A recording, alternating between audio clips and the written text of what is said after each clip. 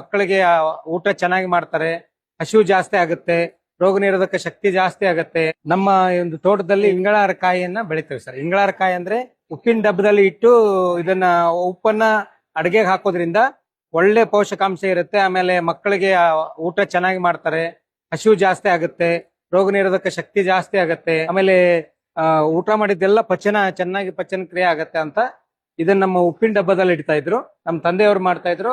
ಈಗ ನಾವು ಮಾಡ್ತಾ ಇದ್ದೇವೆ.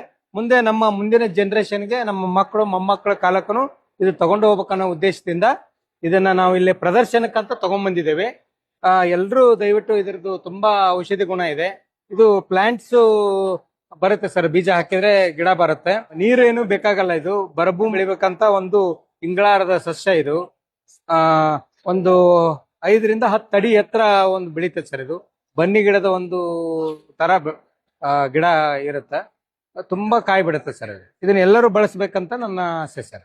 ಗಿಡದಲ್ಲಿ ಕಾಯಿ ಈ ತರ ಹರ್ಕೊಂಡ್ ಬಂದಿ ಸರ್. ನಾವು ಹಣ್ಣಾಗಿರೋದನ್ನ ತಗೊಂಡ್ ಬರ್ಬೇಕು. ಈ ತರ ಸಿಪ್ಪೆ ತೆಗಿಬೇಕು. ಪೂರ್ತಿ ಸಿಪ್ಪೆ ತೆಗೆದ್ಬಿಟ್ಟು ಇದನ್ನ ಡೈರೆಕ್ಟ್ ಆಗಿ ಉಪ್ಪಿನ ಡಬ್ಬದಲ್ಲಿ ಇಟ್ರೆ ಸಾಕು.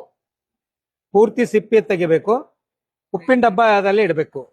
ಅಂದ್ರೆ ಇದು ಹಳ್ಳುಪ್ಪು ಬರುತ್ತಲ್ಲ, ಆ ಡಬ್ಬದಲ್ಲಿ ಮಾತ್ರ ಇಡಬೇಕು. ಇದು ಒಂದು 3ರಿಂದ 4 ತಿಂಗಳ ಮಟನೂ ನೀವು ವ್ಯಾಲಿಡಿಟಿ ಇರುತ್ತೆ. ನಂತರ ಇಡಬಹುದು, ಏನ್ ತೊಂದರೆ ಇಲ್ಲ.